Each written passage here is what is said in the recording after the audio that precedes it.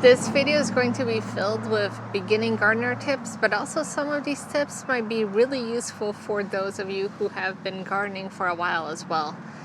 So grab a notebook or be ready to screenshot, and I'll also have all of this information up on my website.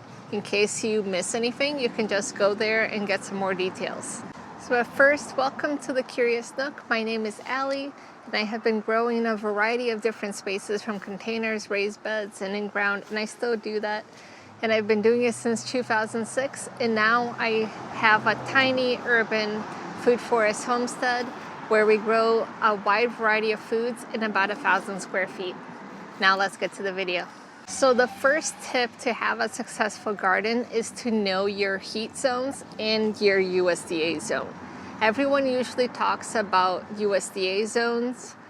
They never really talk about heat zones. So here's the USDA zone map, and you can screenshot this, or I will also have the link in my description for this video so you can check it out there as well and have more details on my website as well.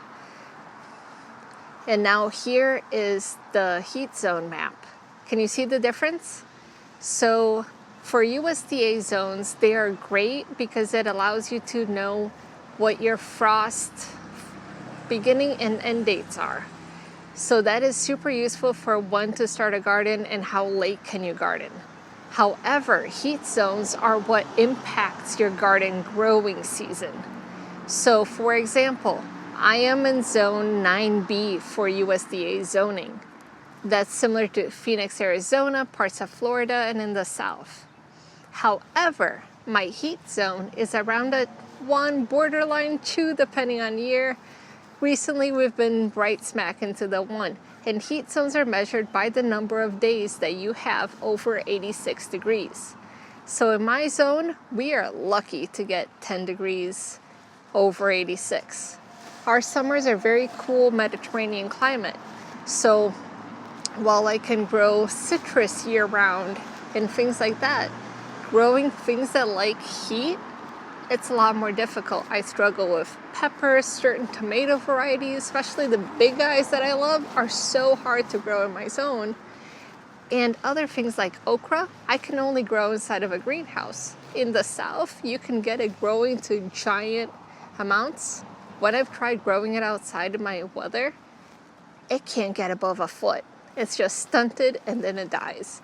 So this is why it's really important to know what your heat zone is, because it will impact how your crops grow. Watermelon, for instance, is another one that really likes hot weather to grow. I can only grow the teeny tiny ones because my area doesn't get hot enough. So make sure to look up what your heat zone is, because this will also impact what you can grow. And then you can just look up, if you're in a very cold climate, you can look up cool climate crops, and they will give you a list of good tomatoes to grow, peppers to grow, and things like that. If you are in a hot area, you can garden earlier in the season when everyone else is starting their seeds. That's when you could be out in the garden if your summers are going to be super hot. But then you can also grow peanuts and okra and other things that's going to love the hot, muggy weather. So these are some things to look up, and it will help you have a really successful garden and also see your garden space a little bit differently. So the next tip is regarding where to grow. Containers and raised beds are going to be one of the easiest options because you can just have bagged soil. You can amend it season after season if it's in a raised bed, and you basically have all of the nutrients that your plants are going to need in the bagged soil. So it's going to be extremely easy.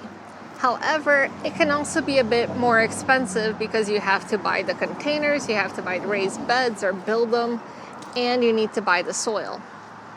So if money is tight, growing in the ground is great.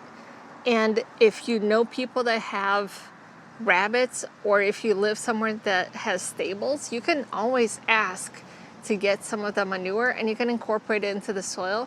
And it doesn't need time to break it down, unlike chicken manure. So you can just start planting. If you're going to use chickens, say if you have chickens like I do, that's stuff that needs to compost first. So if you buy bagged chicken manure, that'll be fine.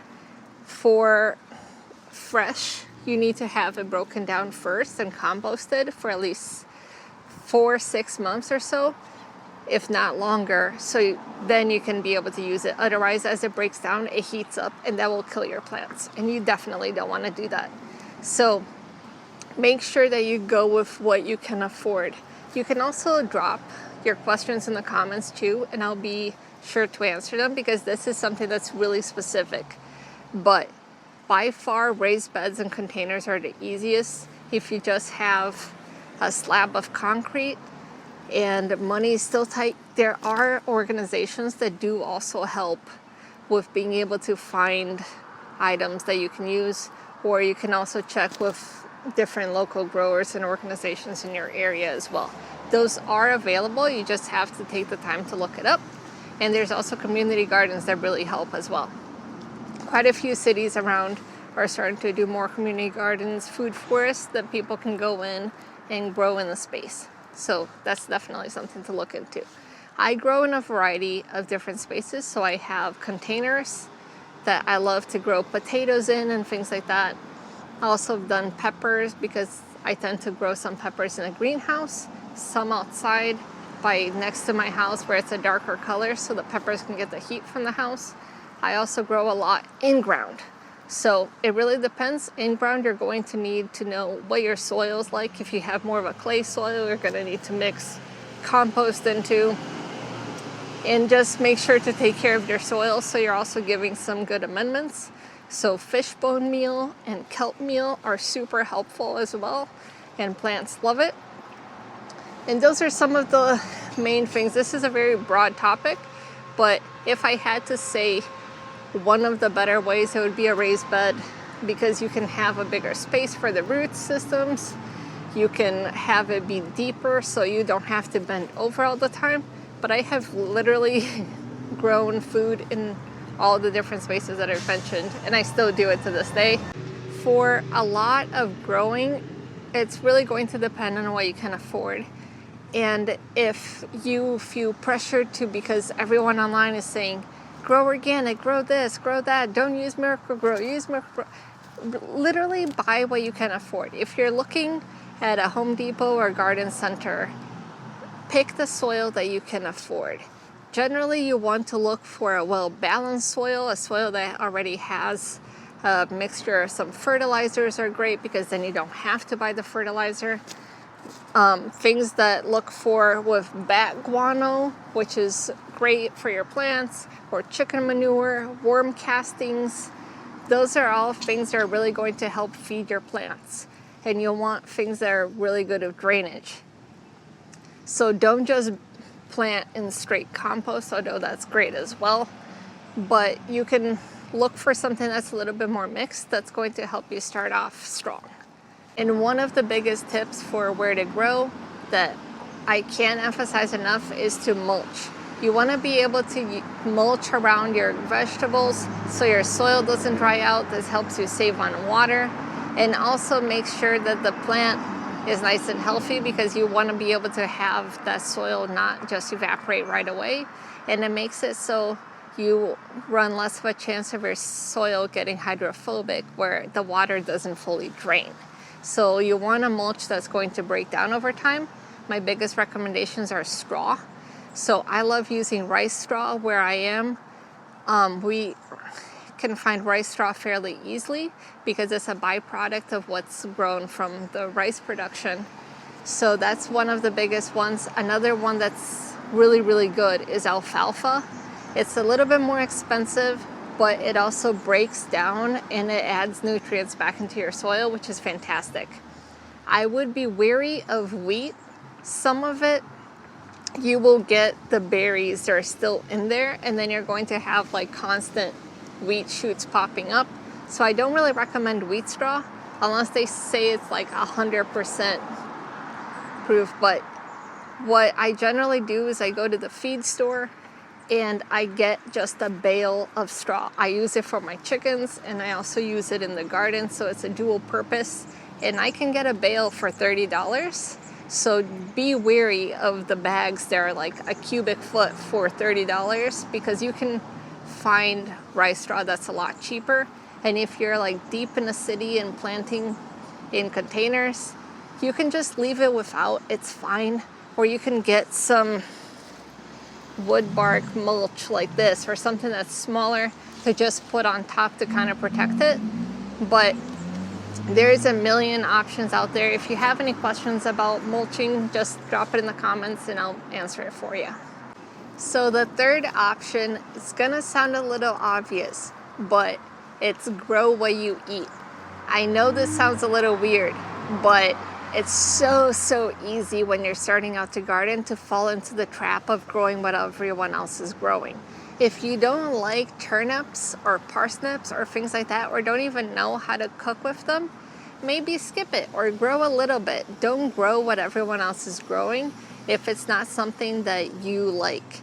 Like, I am not the biggest fan of certain vegetables, so I don't grow them. Yes, they have appeal, but you just don't grow them. Or say like Swiss chard. We like it on occasion. We don't like it all the time to grow a ton of it, right?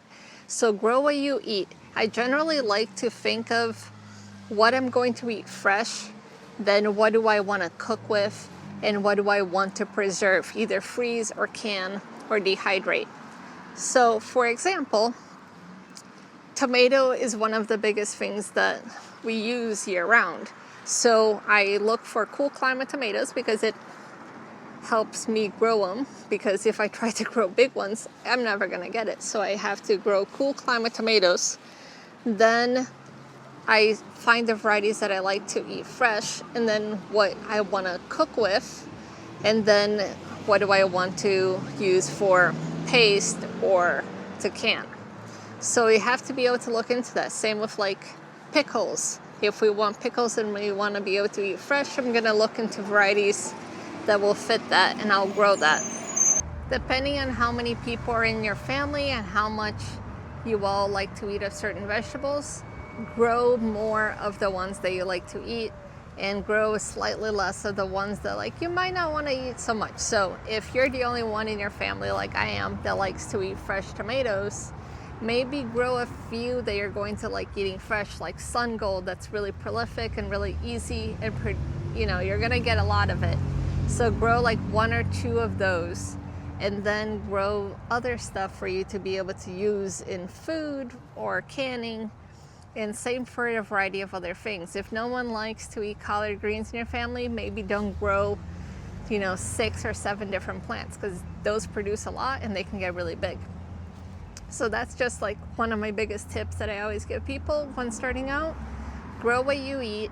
Don't get sucked into the trap of, I need to grow this because everyone else is growing, because some of it you're just not going to use and it can be kind of a waste. So my 4th tip is don't forget to grow flowers and herbs with your veggie garden.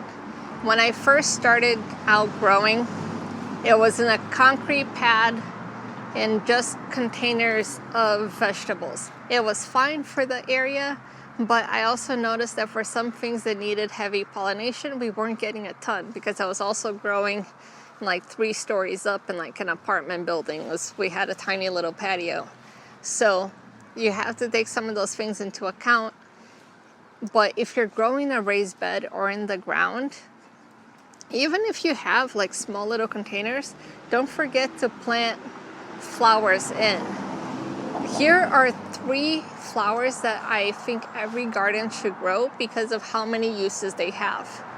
The first one is nasturtiums. I personally don't like them because I think they taste weird, but other members of my family really like them. You can eat the leaves and you can eat the flowers.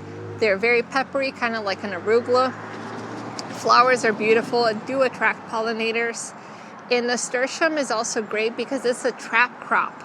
So if you have plants that are going to get aphids going towards them, the nasturtium is going to pull all the aphids. And one of the other benefits for it is that the seeds you can use them. You can eat the seeds and you can actually just pickle them, and it can be used like a caper. So it's usually referred to as a poor man's caper for a reason. but it's a super easy plant to grow. You really just like either soak the seeds in some water if you want to speed it up, or you can just plant it. They also plant and spread super easily if you let them all go to seed and you're not collecting the seeds. So that's something to watch out for. The second plant that I absolutely recommend is calendula. Calendula is also a trap crop, will attract aphids and other pests, but it also attracts a heavy amount of pollinators. So butterflies, bees, and all the things that you want to have in your garden tend to go because calendulas are very nectar rich. So you're going to get those. So calendula flowers are also a great medicinal plant. Once you have the dehydrated flowers, you can add them to broth when you're making some broth, or you can even add it to soups and then just like fish them out later. And it's a great immune booster. And the petals are also delicious. I love using them in pasta salads and salads in general. We'll sometimes chop it up and add it to dressings. They add a little bit of a citrus, like freshness to it, and I absolutely love them. And the third flower that every garden should have is one of my absolute favorites. You can have them as tall as 4 feet, or it can be really tiny, and that's marigolds. Marigolds are incredibly beneficial for a garden, veggie patch to have. One of the biggest functions of marigolds is they deter pests to a fantastic level because of their smell. So you can plant them with cabbages and they spook away your cabbage butterflies. They also draw in a lot of pollinators. And one of the biggest things that I love about marigolds is the fact that they work with your soil. So they prevent root knot nematodes from impacting your soil, which is fantastic. So you plant them with tomatoes, they help tomatoes grow, and they're also going to be fighting any kind of soil-borne nematodes that you might get that are not going to be helping your plants. Because root knot nematodes actually take away nutrients from your plants and essentially kill them. So you don't want that. So marigolds with your plants is fantastic, and it's also medicinal, and you can also eat the petals as well. They are really good. You can add to salads. I love putting it in salads, pasta salads, and even just like putting it on top as like a garnish for food. It's really fantastic. I definitely recommend you try it. So at the end of the video, I'm going to have a chart that you can screenshot, or you can also go to my website and get all the information there. But it will show all the flowers and herbs that work well with your veggie garden and actually will help them thrive. So you have an easy way to find out what will work with what and to be able to plan your garden that way. The fifth tip that I have is know what you are planting. So some crops work well together and others don't. Some of them will have different nutrient, sun requirements, and some of them actually literally fight against each other, not only for nutrients, but they will stunt the growth of the other plant. So things like brassicas, like broccoli, are not great with tomato plants or pepper plants because they actually hinder the growth of tomatoes and peppers. So you don't want to plant them together. So you can make sure to like look at these things, and also you wouldn't want to grow a blueberry bush that needs a very acidic soil next to a tomato plant that doesn't need that. So be sure to know what you're planting. When I first started out planting and actually had like a bigger space, I was just peppering things all over and being like, this garden kind of sucks. Like nothing's really growing well. And that was when I was like, oh, so this stuff doesn't work well together. I had like some things growing, other things were stunted. And then the whole garden got decimated by rabbits anyway. So that was like a year that was a really big lesson where you had to learn what was working with what. So I don't want you to have that happen to you too. So be sure to look up what plants. And like I said, I'm going to have a chart at the end of the video that you can screenshot or just go to my website and get it. But it's going to have all of the things that you can grow well together. So then you can just look at that and plan out your garden, and it's super easy to do. I use it every single year when I'm planting out my vegetable beds, because you want to have your veggies succeed and produce a lot and be able to like feed you and also bring you some joy while you're learning through the garden. So my sixth and bonus tip that I have is start a compost pile. So a lot of people don't really like compost because it can be smelly, or if you're in an urban area, one of the biggest things that's said about compost is that it's going to attract rodents. So to prevent rats from getting to your compost pile, if you're in a very urban climate, is make sure that it is fully covered. You can just build something out of pallets and make it so you have a lid on it. So every time you need to toss the compost, open the lid, toss it in, and you're good to go. If you have an area where you can have more predators like hawks or owls, you can kind of see how it goes with it being open, but you might also get to some big animals like raccoons coming in as well. So you have to watch out for that. But composts are something that is absolutely beneficial for your garden, and you can use it year after year to be helping your garden out. And it also adds a lot of organic matter and reduces your food waste. Let me know in the comments if you want a video on compost basics, and I can go over different methods of composting and how to do it and what to what you need to troubleshoot for compost as well. So I know this was a lot of information to throw at you. I hope this video was helpful. If you have any questions or want me to expand on anything, let me know in the comments. I also have my blog post to go with this video. So all the information that I have here, you can find there. Stay tuned for the screenshots that I promised for all the companion planting. And until next time, plant what brings you joy.